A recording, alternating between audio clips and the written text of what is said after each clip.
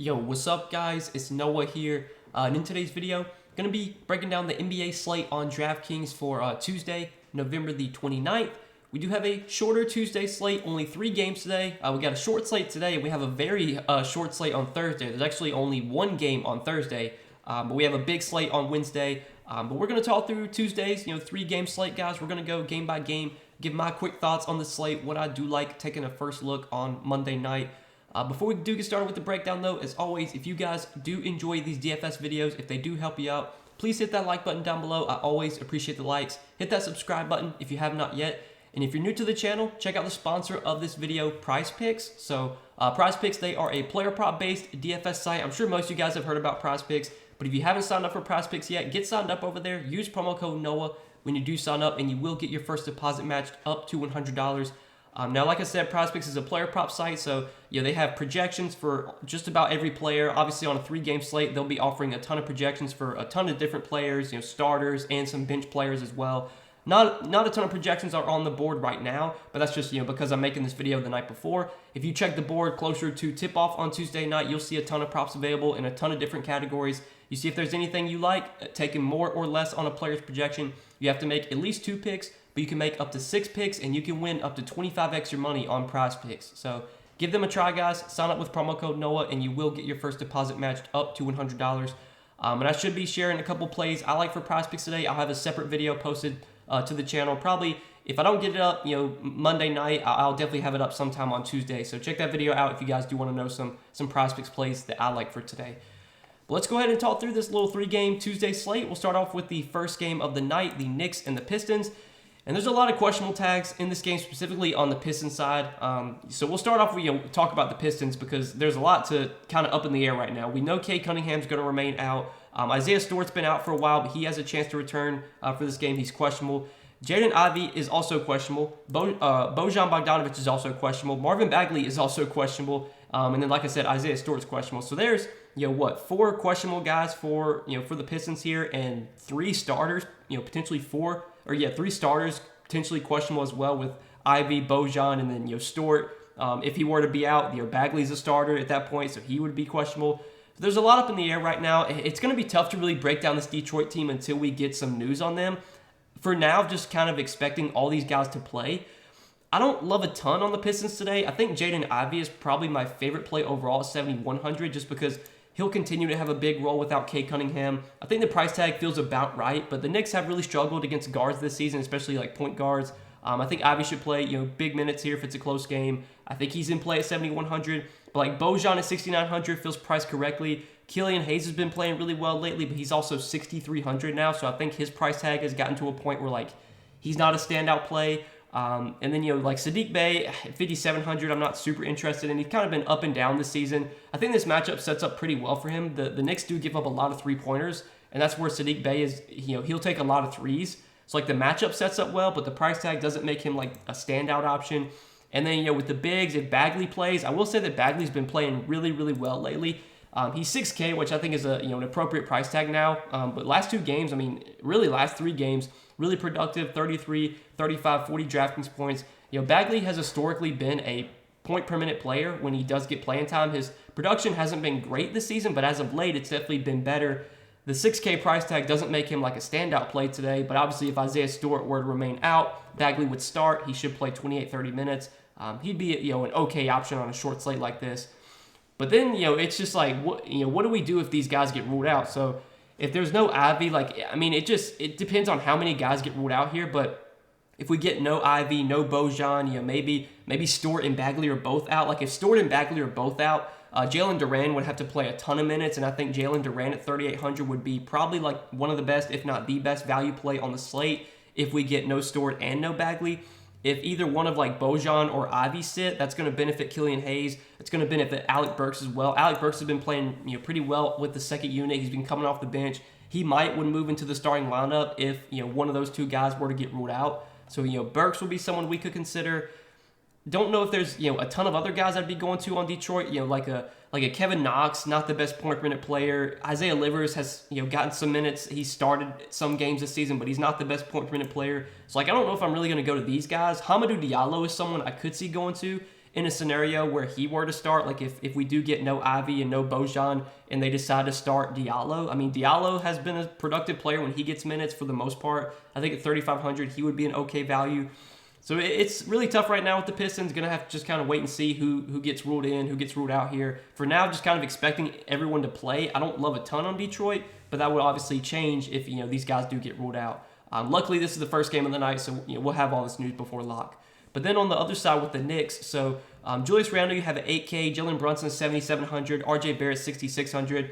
I think of the main three guys from the Knicks, I think Jalen Brunson's probably my favorite. I definitely like this matchup for him against Detroit. We've seen Detroit really struggle against point guards this season. I know a lot of point guards have had big games against Detroit. I want to say last time they played, Brunson had a really good game, 46 DK points. He played 33 minutes.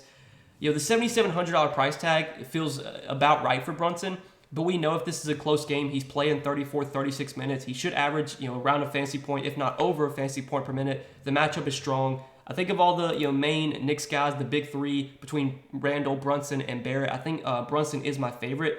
Barrett's a guy that I just really haven't played that much this season. He's just not been that super productive. Last few games he's been a little bit better, but he's been a tough guy to trust this season. He's shown kind of a low floor. His ceiling has not been massive. I mean, his best game this season was 44 DK points, and like at 6,600. I mean, I think Barrett's in play on a 3-game slate, but I'm not like in love with him. Randall's a guy that I think's okay at 8K. I say if I had to rank the Knicks guys, I would put Brunson first, then Randall, then Barrett, I think.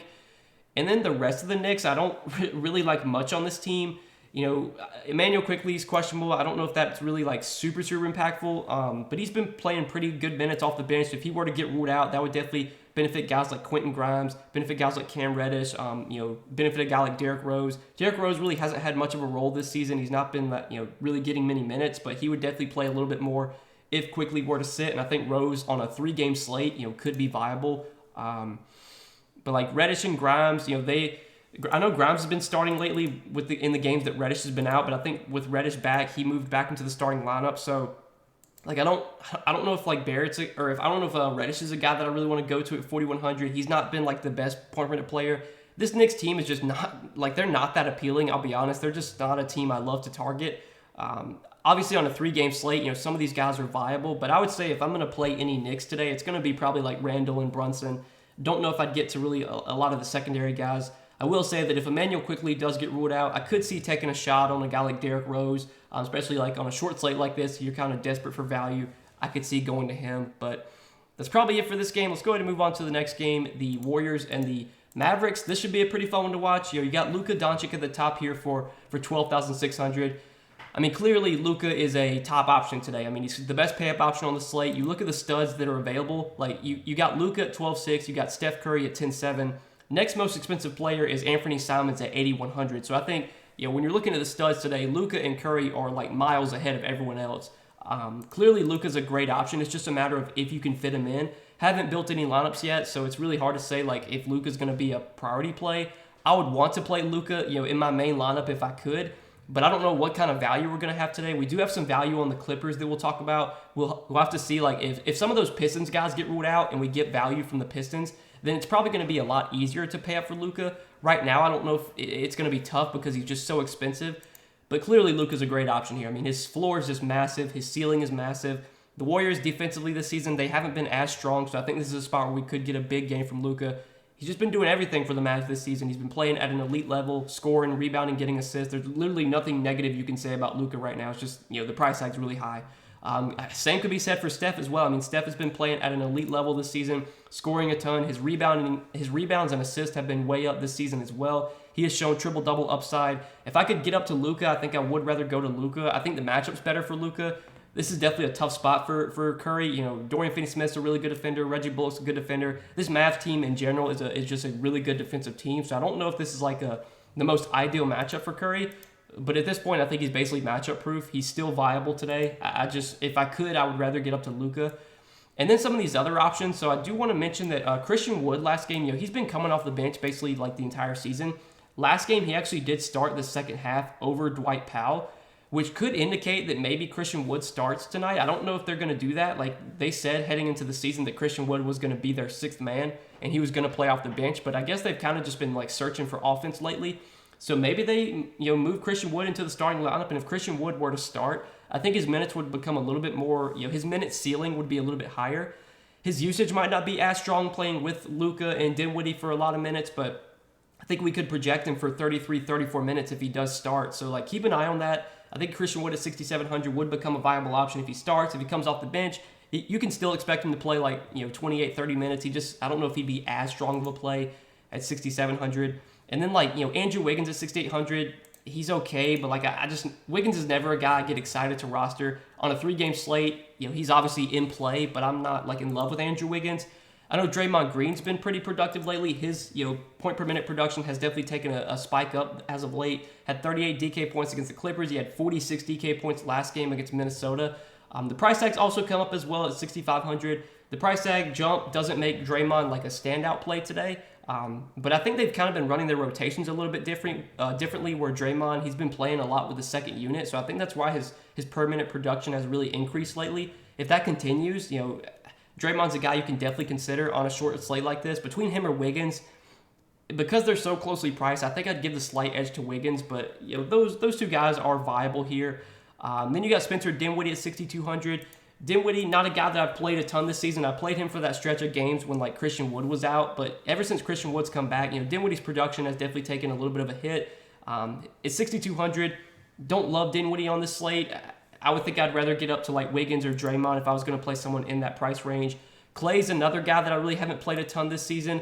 He's kind of been really up and down. He's had some big games. He's also had some disappointing games. We know what type of player Clay is. He's a fairly scoring dependent player. So in order for him to have a really big game, he's going to have to knock down shots. And I know the Mavericks, I think they're one of the best teams in the league in terms of like limiting 3-pointers. So this probably is not the best matchup for Clay in general. So I'm not like in love with Clay today. He's a guy that I haven't played a ton this season anyway. I don't think on this slate he's like that appealing.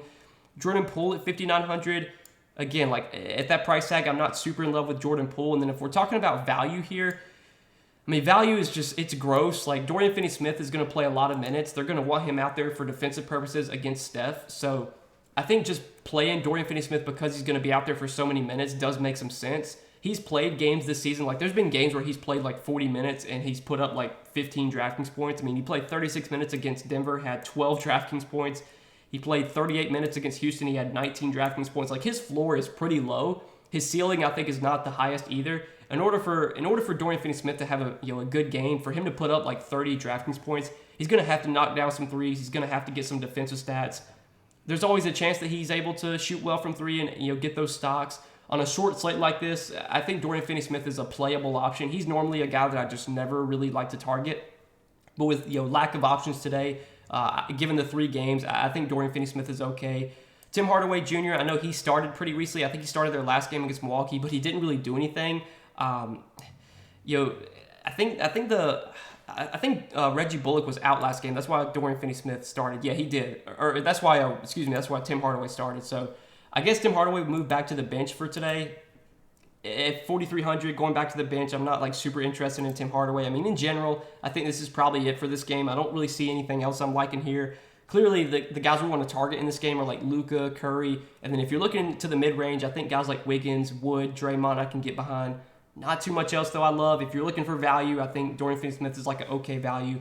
But a lot of our value on this slate is coming from this next game, talking about the Clippers. So let's move on to this last game of the night, the Clippers and the Blazers. And we'll start off with the Clippers, since they're kind of like the most important team on the slate right now. So no Paul George, no Kawhi Leonard, no John Wall as well, and then Luke Kennard's still out as well. So the Clippers are going to be pretty short-handed here. I think they're going to have like maybe 10 available players. Zubac, Morris, Powell, Jackson, Mann, Coffey, Batum, Covington, and then the rest of these guys like Preston, I don't think he's played much this season. I think Moses Brown will be available, so he'll be like a 10th man. I don't know if Brandon Boston's available right now. He hasn't played in like a month. I think he might be in the G League, so I think the Clippers have 10 available players. I'm pretty sure, yeah. Pretty sure they have 10 available players. So they're going to have to run somewhat of a tight rotation here. Moses Brown might not even be, even though he's active, he might not even get minutes. So it could be like a 9-man rotation for the Clippers. We can expect a lot of minutes for, some of these main guys like Big Zoo, Marcus Morris, Norman Powell, Reggie Jackson, Terrence Mann. We can expect those guys to play pretty good minutes. I'm guessing the starting lineup will be Morris, Zubac, Mann, Jackson, and then probably Coffee. They like to bring Norman Powell off the bench since he plays a lot with he's like their sixth man. He plays a lot with the second unit. So I'm guessing Amir Coffee will be that fifth starter. But just talking about the Clippers, I mean, there's a lot to like here. So Ivica Zubac at 7K, probably like of the starters, I think he's probably one of my least favorites. And I'm not saying that he's going to have a bad game here. Obviously, he's coming off like the best game we've seen by a big this season. He had 31 points and 29 rebounds against the Clippers. I don't know when was the last time a player had like that many rebounds. It's probably been forever. What a game for Zubac. I mean, he crushed against the Pacers. Obviously, this spot against Nurkic is not as good. The price tag also went up $1,000. So, like, I'm not that excited about Zubac today, especially with this price tag up. But I think guys like Marcus Morris, Norman Powell, Reggie Jackson, Terrence Mann, these guys all look like pretty good plays. I mean, somebody's going to have to shoot the basketball without Paul George, without Kawhi. And yeah, obviously John Wall out too. Expect Marcus Morris to pick up some usage here. Expect his minutes to be pretty good. He hasn't played more than 30 minutes in like 5 straight games. But I'd assume without Kawhi, without PG, without Wall, without Luke Kennard as well, we can expect probably low to mid 30s minutes here for Marcus Morris. And at 5,800, I think he's an okay option. I think my favorite plays, though, from the Clippers are probably Norman Powell and Reggie Jackson. So Norman Powell, even though he's not going to start, he's going to come off the bench and play pretty good minutes. And he's going to play a lot with the second unit, so his usage is going to be really good. He's going to be taking a lot of shots playing with the second unit. The $5,400 salary does still feel a little bit too cheap today, especially with John Wall out as well. I think Powell should be very productive in the minutes that he gets. At $5,400, he's a guy that I like a lot as kind of a cheaper value. I think Reggie Jackson's probably like one of the best value plays on the slate right now. He's going to play big minutes without John Wall. I mean, his minutes should be very secure. Reggie Jackson's been a tough guy to predict this season. He's been really up and down. He's been very inconsistent. But you would think the minutes are going to be there. The usage should be there as well without Wall, without Paul George, without Kawhi. And at $5,300, that's just too cheap of a price tag for Reggie Jackson today. So really like Reggie Jackson. I think Terrence Mann looks like a pretty good value. He's been playing pretty big minutes as a starter lately. Got 38 minutes last game. Terrence Mann has never been like the most productive point per minute player, but he's going to play big minutes. His minutes seem to be secure right now. Without John Wall, you would think the minutes are going to be even more secure for Terrence Mann. I think he's someone that we can look to as a value play. And then Amir Coffee, if he were to start, I think he's another guy we can look to for value. He's, again, not the best point per minute player, but he's only 3,600. I'd assume if he starts, he plays like 25, 30 minutes.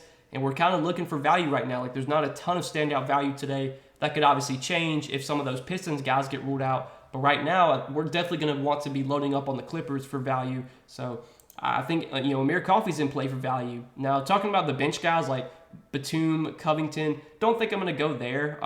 Batum just hasn't been playing a ton off the bench. He's like a dart throw. Same goes for Covington. Covington really hasn't been getting a ton of minutes. I think he's kind of a dart throw.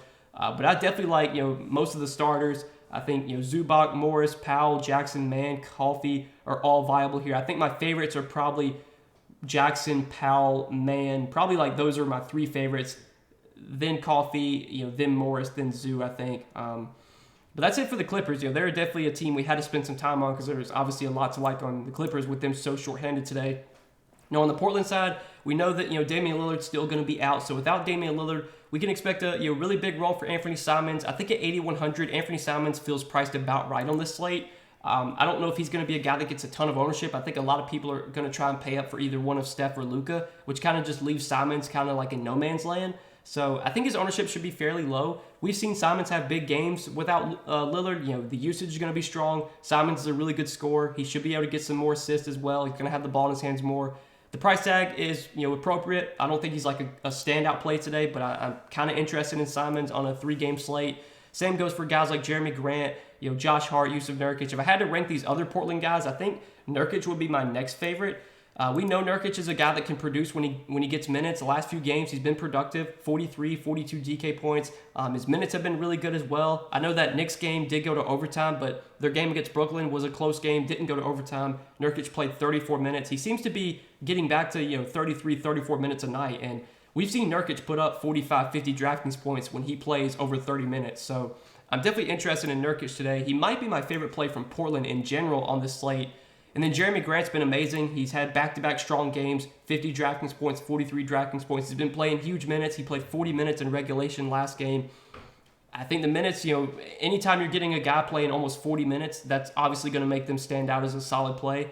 I think you do get a little bit of a higher ceiling from Nurkic. I think Nurkic in general he's just a better point per minute player. I know Grant's had some massive games lately, but I think on a point per minute basis, we can expect Nurkic to be slightly better than Grant. So I probably would lean I'd probably lean Nurkic over Grant. But I think both these Portland guys are viable here. The rest of Portland, Josh Hart, he's not been super productive lately. At 6,400, I'm not like in love with Josh Hart on this slate. I definitely would put the rest of those other guys ahead of him. And if we're looking for value, I did want to mention Justice Winslow because Justice Winslow has been starting. He's had some solid games as a starter. 25, 26, 31 DK points. Minutes have been pretty strong as well. Played 46 minutes in that overtime game against the Knicks. He played 37 minutes last game against Brooklyn. At 4,700, I still think Justice Winslow is firmly in play today, especially with it being just a 3-game slate and there's not like a ton of glaring value outside of the Clippers guys. I think we can definitely look to Justice Winslow as a value play. He's one of these guys that can do a little bit of everything when he's on the floor, can score, can rebound, can get assists. I'm interested in him as a value option. I think really all the 5 starters for Portland are in play. If I had to rank them, I probably would go Nurkic, Grant. Well, actually, when you factor in the value you get with Winslow, I think I'd say Nurkic, Winslow, Grant, Simons, Hart. That's probably how I'd rank the Portland guys. I don't think I'm considering anyone off the bench for Portland. Portland's going to really rely on their starters. These bench guys are not going to get a ton of run. Eubanks is just going to play whatever minutes Nurkic doesn't get. So if Nurkic plays 34 minutes, that probably means Eubanks is only playing 14 minutes. Obviously, Nurkic could get in foul trouble. There's always ways that things could go south, but I'm not super interested in Eubanks. Trenton Watford's barely been getting many minutes, 15 to 20 at most. These guys are just like dart throws on a 3-game slate. None of these bench guys from Portland are that appealing just because, like I said, Portland, they really rely on their starters. They're going to play their starters, 34, 35 minutes plus, all of them. So it's kind of what I'm liking from Portland, and that's what, those are my thoughts on this little 3-game Tuesday slate, guys. I hope you enjoyed this video. As always, I appreciate you guys watching these DFS videos every day. Hit that like button if you do enjoy. Hit that subscribe button if you have not yet. And again, if you're new to the channel and you have not yet, check out PrizePicks. They're the sponsor of this video. You guys can sign up for PrizePicks and use my promo code Noah. You will get your first deposit matched up to $100 when you do sign up with my promo code. And as always, I should have a PrizePicks video posted sometime either late Monday night or kind of early Tuesday, somewhat early afternoon on Tuesday. Should have some PrizePicks videos, or should have a PrizePicks video out giving some plays I like for PrizePicks today. If you guys want to check out that video, you want to tell some plays I'm on, you can do so. But if you're not signed up for PrizePicks yet, get signed up. Use code Noah. Make sure you get that deposit bonus when you do sign up. But good luck on this slate, guys. Thanks as always for watching the video, supporting the content. Appreciate you guys a ton. Best of luck, and we will see you in the next one.